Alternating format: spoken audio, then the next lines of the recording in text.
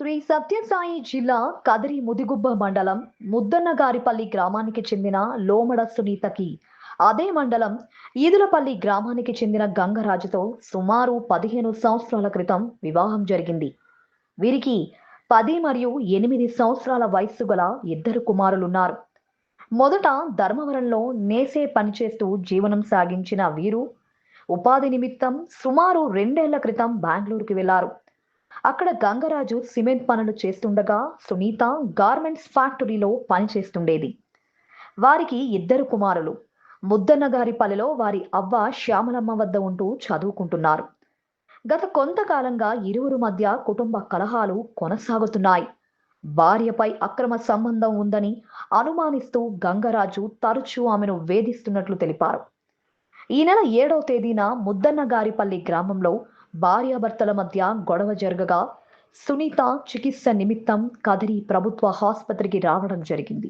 అనంతరం ఆసుపత్రికి వచ్చిన భర్త గంగరాజు అదే రోజు రాత్రి ప్రభుత్వ ఆసుపత్రిలోని మహిళల వార్డులో సునీత ఆమె తల్లి శ్యామలమ్మ సోదరి అనుషతో కలిసి ఉండడం జరిగింది. గంగరాజు పదే పదే ఆమెను విసిగిస్తూ ఉండటంతో సునీత అతన్ని బయటకు వెళ్ళాలి అని చెప్పింది.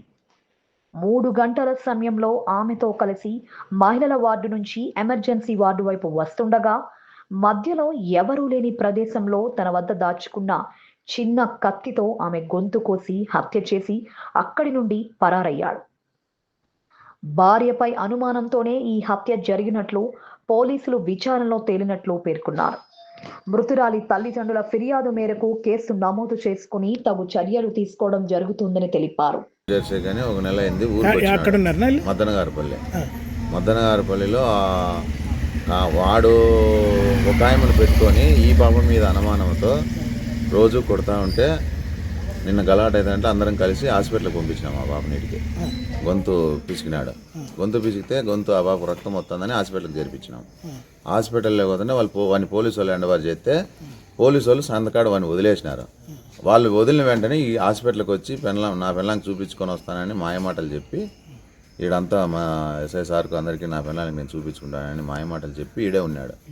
పల్లాపులు సతాయిస్తా ఆ పాప నువ్వు ఇటు నుంచి అంటే బయటికి నన్ను పంపిరు ఇప్పుడు సెక్యూరిటీ అంటే నేను వస్తాప చెబుతాపని ఆ పాప బయటకు వచ్చింది. బయటకు వచ్చిన వెంటనే ఈ కుతికి కోసి వాడు ఈ పని చేసినాడు.